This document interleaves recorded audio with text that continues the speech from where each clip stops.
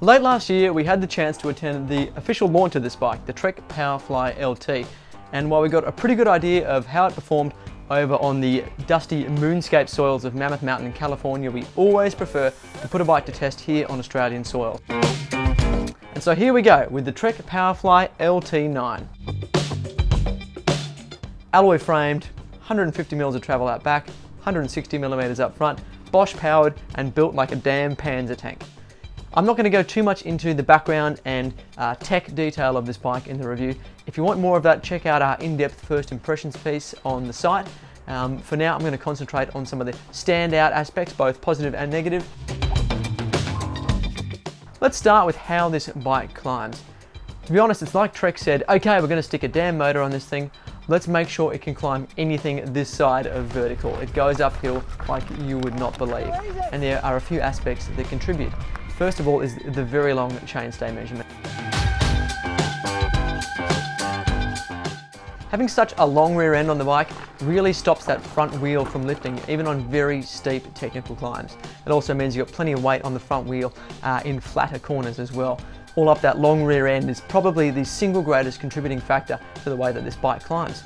You've also got very smooth power delivery.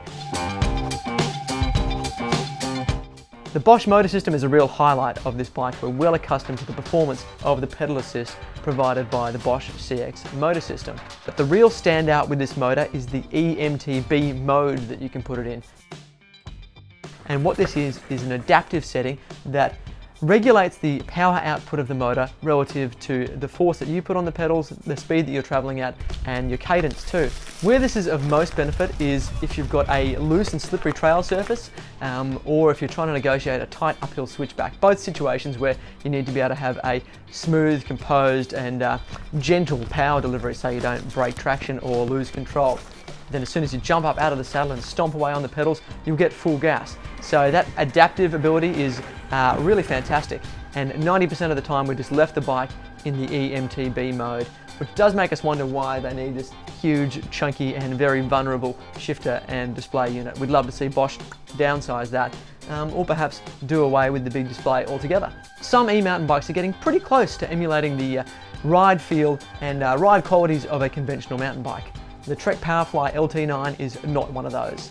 This thing is a steamroller, it's heavy, it's long, and it is happiest when it's going in a straight line and going fast, or when it's climbing the kind of terrain that you just would not even attempt on a conventional mountain bike. We feel this bike is better suited to a taller and stronger rider. On a bigger frame size, the length of that rear end on the bike is going to be more in proportion with the overall wheelbase of the bike, and probably won't have such a pronounced effect on the slow speed handling. It's just about matching your riding style and personal preferences to the way that the bike rides. If you love barreling along fast and smashing through rough terrain, you're going to really enjoy this bike. Likewise, if you love scrambling with ridiculously technical climbs. Let's talk a little bit about the suspension of this bike. Now, traditionally Trek mountain bikes are very smooth customers, buttery, responsive, and easy to get along with.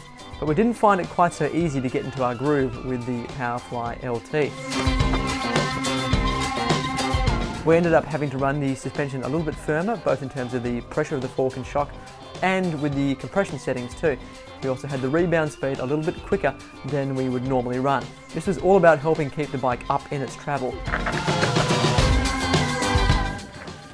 So all up then, this is a bike that has some very clear, strong suits. It will climb anything you care to point the front wheel at. It loves barreling over rough terrain, just smashing through things, and the frame is obviously very well built as well. Plus that Bosch motor is superb too. But I do feel there is some room for improvement with this bike in terms of helping it emulate the superb ride feel of the Trek Slash and the Trek Remedy, both of which are some of our favourite trail bikes here at Flow. So that is the Trek Powerfly LT9 Wearflow mountain bike. If you like what we do, please subscribe to our channel, leave us a comment, give us a like, whatever. We really enjoy hearing from you. And we'll see you out on the trails next time.